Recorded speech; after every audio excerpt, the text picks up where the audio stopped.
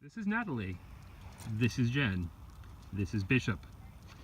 We're going to put on the Pessoa System. Thank you. Okay. So this is Bishop. We're going to put the Pessoa System on him. One of the concerns was that there are lots of clips and that's pretty daunting and it looks complicated. So we're going to see that it is not as complicated as it looks, even though it looks like a hot mess right now.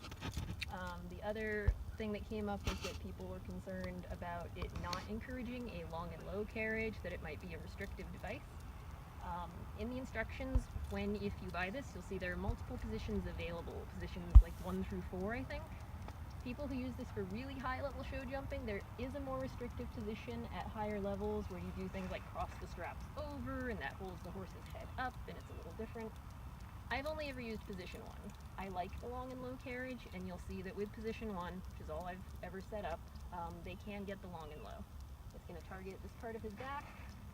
He's going to get his butt tuck under, but he's still going to have that relaxed, pretty low head carriage even though he's working his top line. So hopefully this will address most of the questions that came up about the system. So when you first pull it out of the bag, you have what looks like kind of a spider web and a big fleece bum roll. I get all my clips in one place. There are 4 of them, and once you get your clips in place, the rest is actually easier than you think it is as far as detangling all of this. You're going to have 2 that are like this, kind of end clips that really lead to nowhere. 2 of them are going to be on pulleys. And then the one I like to find first when I'm detangling everything is this one that's on kind of a V. That's my good, go-to start point. That's the one that holds onto the bum roll here, and that's the one it attaches right up in the center. So it's a great start point. Everything sort of branches out from here. So put the other 4 aside, find your V clip, I'll call it, and just go ahead and clip it right up top.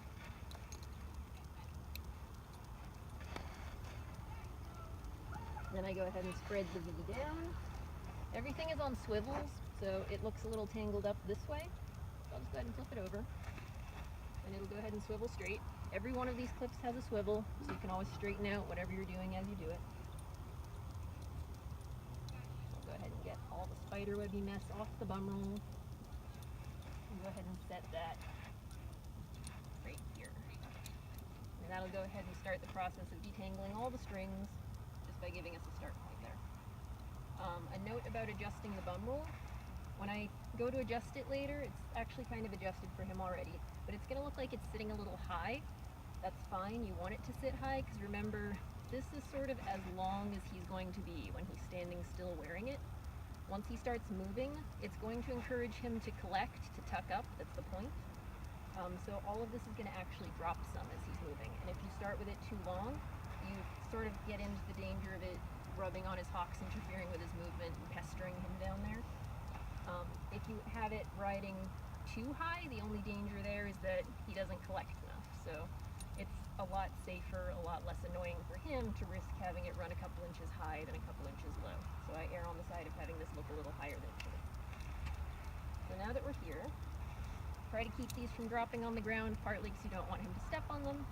Also because all these little clips and swivels, if they get arena dirt in them, you're going to hate everything, they're going to get jammed up.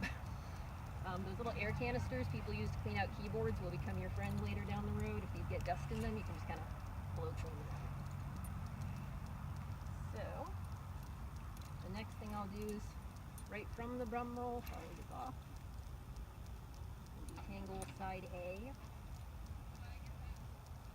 And again, actually a lot simpler than it looked when we initially unpacked it because there's only 2 of these. Now we have these 2 pieces. Bring this along with me so it's not dragging. Just drape it there. Again, if you're doing this with a horse that's never had this on, you would have wanted to do the standard preliminary stuff you do with any new tool, touch them with it, rub them with it. If they've never long lined before, get them used to having strings on both sides of them. Obviously Bishop's done this before. Then we take our pulley piece, go ahead and clip it to whatever your middle ring is. Some surcingles have more going all over the place. Whatever one sits right in the center here. And then for initial setup, I'm going to take this front clip and just clip it right here. We're using a hybrid halter on him, which is rope halter in all the functional spots, leather here and here. You can also use this with a standard rope halter if you hook it over the knot joint, or you can use it with a bridle and clip it to the bit. So right now nothing is active, nothing's engaged. It's just a placeholder while I get the other side attached. Okay. Alright, so I've done up the other side, which we cut to save time apparently. That's fine. One more addition I'm going to make. I talked about desensitizing the horse to having string all over them. These little pulleys can make kind of a squeaking noise, so if you've never used it on your horse before, just kind of check that kind of, you might not even hear it, it might be high pitched, who knows if it bothers them, but just check, just roll it around, make sure if that's going to make a noise, it's not going to bother them. So everything's now in place. Like I said, nothing's engaged yet. This is how I would, if I were putting it on inside or putting it on somewhere I wasn't working yet, or when I'm done and walking inside. This is a good way to travel with it. It's not doing anything right now, it's just sort of on him. So to actually engage it, you're going to take your front clips, put it through whatever tool you're using, the bit, the rings of the halter. If it's a rope halter, you'd wrap it again around that knot joint. I don't really encourage using it with a rope halter unless the rope halter has rings on it. I find they slide around a lot, which is why I like the hybrid halter. It's got the rings on it actually, among other reasons. But this is a good gentle introduction. Have it give him nose pressure instead of bit pressure. And I sort of prefer to do groundwork with nose pressure. So once they're through, so this thing adjusts with these little sliders. I didn't show adjusting on the bum roll because it's already at his size, but if you needed to adjust anything, these slide like that, and then they tension lock in place. You kind of look at it and you're like, is that going to stay? And it does. Surprisingly effective. And the nice thing about that is you don't have to worry about holes and buckles and extra pieces of metal. And it really is a full range of adjustment. You don't have to punch extra holes, cut extra leather. There's no flapping bits. Like once I slide this here, there's no leather tail. And if I had to, for a smaller horse, I could slide this all the way up. Like there's no limit to the adjustment on this device because of that. So these two clips are going to come together and attach to, if your surcingle has a center ring underneath, you would do that. In this case, we're going to attach it to a loop of baling twine. I recommend that for a horse that's not used to it, if it's your first time using it. In this case, it's because we don't have a good center loop. But it gives you a really safe break point. If the horse is a little nervous, they've never been encouraged into a shape by a training aid before, baling twine breaks a lot more easily than any of the tack you're going to be using, than a bridle, than a halter, than rope, and whatever else. So that will, if he's nervous and he tries to freak out, it'll just snap. He won't rear, he won't get stuck, he won't get flipped over. He'll just break the baling twine and say, oh, I'm free, and it'll be a lot safer. Plus, it's free. Plus, it's free. We all have it everywhere. All over the place. So I try to keep these together. Some people go one side at a time, but I try to keep it smooth with them together. Just gently encourage his head down. Head down. This Ken tries to tape everything.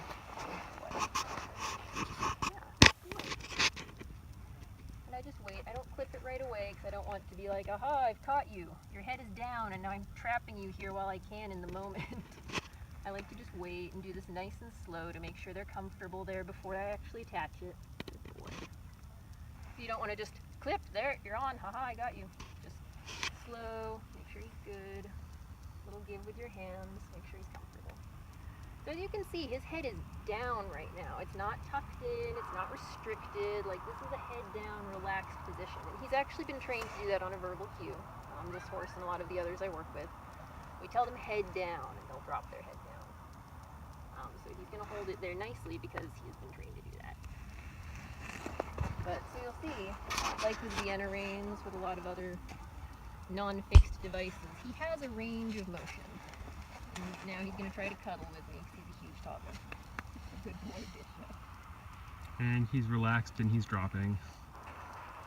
What a good boy. He just wants to cuddle. He's just a giant baby. Alright, so we'll just do a quick example of what it looks like.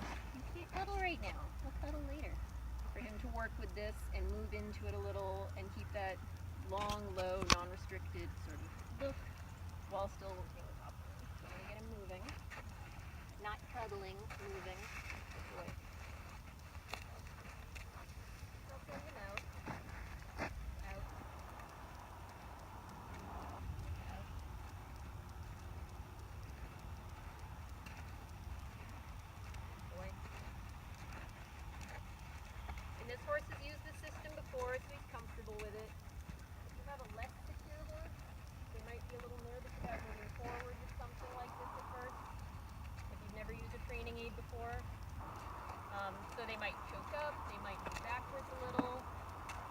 might be reluctant to go out on the circle if they're insecure.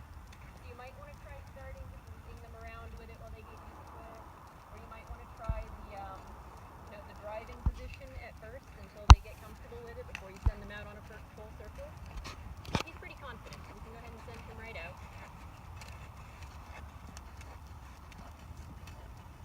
And as you can see, now that he's moving, that bum rule looks a lot lower. It's going to drop from where it was. Nothing is stressing him out. Nothing is restricting him. He can move his head a little up, a little down. He can turn side to side. We'll do a little transition here in a minute. And Trot. Trot, Trot.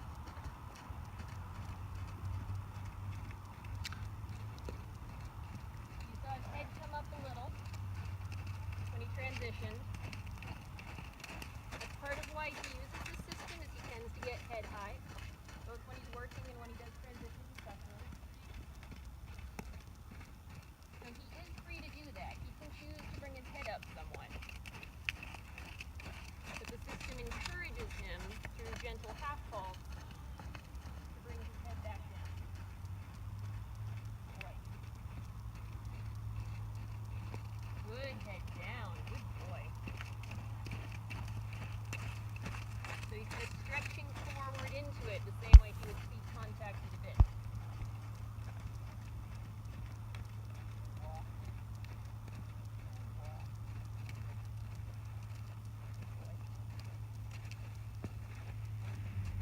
So that's sort of the basics of how it works.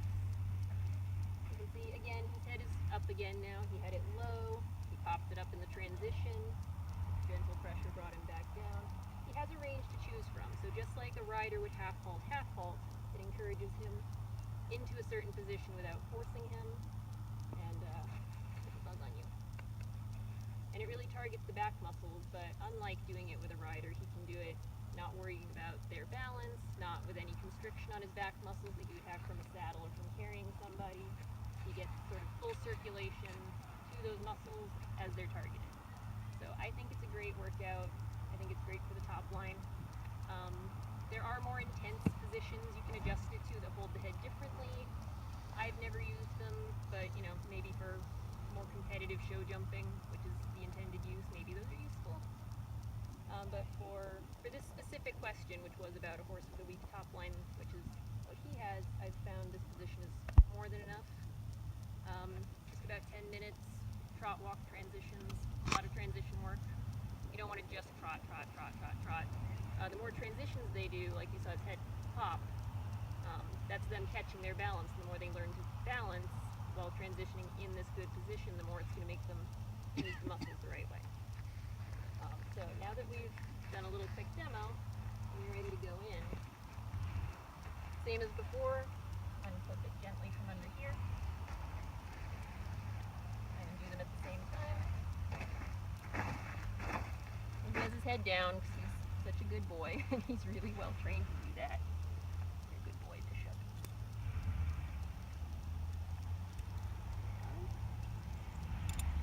Go ahead and pull them right back through. Good boy. And clip them right back there in that holding position. And you could lead them in just like that if you didn't want to take the whole thing off out here. And when I go to pack it up, I'll hand Bishop off for a sec and show how I've packed this up. So then to safely take it off and keep all these clips organized, I like to start from the front, undo these two together, attach this one to myself, take them both in this hand. I hope this one's actually taping you instead of looking at the horse. Unclip the one on the same side as myself, add it to my bouquet of clips. Untangle the ropes, follow them around, and then the last one is on this side. And now they've all come off without annoying the horse. And I have this pretty well organized with all my clips in one place. And I would just fold this up and try to put it in the bag like this, as organized as possible, so that next time I have all my clips so that I can do what I did at the beginning and start from there. So that is the setup, basic use use and breakdown of the Pessoa system. Yay! Yay!